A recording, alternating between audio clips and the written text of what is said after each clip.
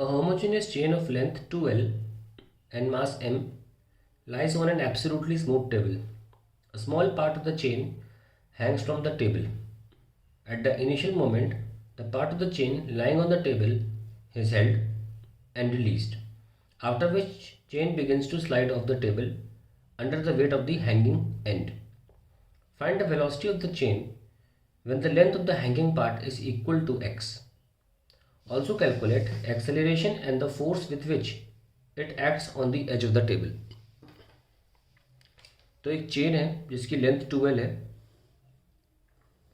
बहुत हल्की सी वो बाहर की तरफ है, हमने उठाया वापस रख दिया तो अब ये नीचे आने लगी। हमें इस चेन की स्पीड बतानी है जब ये x डिस्टेंस नीचे पहुंच चुकी हो।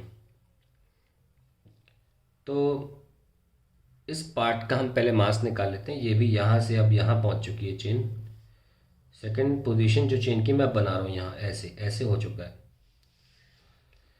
So what is the mass of chain of length x? क्या होगा? It will be m/l per unit mass into x। ये नीचे है तो इसके लिए इक्वेशन क्या बना सकते हैं? m/lx g, that is mass, into g, that is weight of this part, minus tension is equals to m/lx a। ये हो गया नीचे वाले पार्ट का। आप जैसे इक्वेशन बनाते हो ना mg minus t m a, वैसे ही। अब रहा पार्ट ऊपर वाले का, तो ऊपर वाला पे तो एक ही फोर्स लग रहा है। हम चाहें तो इसको दो ब्लॉक्स मान सकते हैं। इनफैक्ट एक ब्लॉक है जो 12 माइनस, एक्चुअली लेंथ 12 दे रखी है सवाल में। एक ब्लॉक है जो 12 माइनस एक्स की लेंथ का है, और एक ब्लॉक है एक्चुअली पूरी के सहारे से ऐसे जस्ट टू शो, एक ब्लॉक है जो एक्स लेंथ का है। तो आप कैसे करोगे? ये मास होंगे उनके, और टी आ जाएगा m/2l इंटू 12 माइनस एक्स, ये दूसरा है। हमको वेलोसिटी निकालनी है इंटू ए, सॉरी, तो चलिए कैंसिल। क्या मिला हमें? m/2l x g is equals to m/2l a x plus 12 minus x. ठीक है, सो ये कैंसिल और 12 भी कैंसिल, सो m भी कैंसिल। सो एक्सेलरेशन आ गया gx/2l। वेलोसिटी निकालनी है। वेलोसिटी है v dv/dx is equals to gx/2l। अब dx यहाँ भेज देंगे, v dv is equals to g/2l x dx। ठीक है, तो ये हो जाएगा v²/2 is equals to g/2l x²/2। 2 से ये 2 कैंसिल, और v आ जाएगा x√g/2l।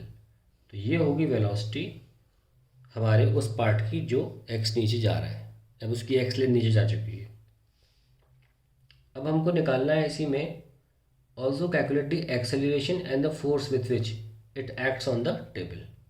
एक्सेलरेशन निकालना है तो ये तो पहले निकाल चुके हैं।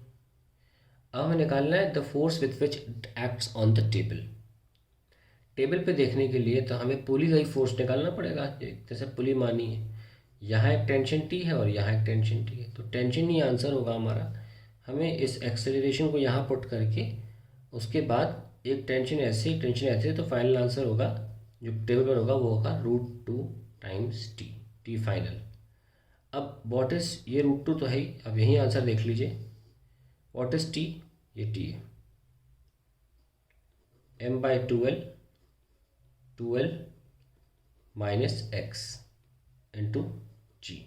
मैं इसको उससे कर देता हूँ, दूसरे पेज पे कर देता हूँ।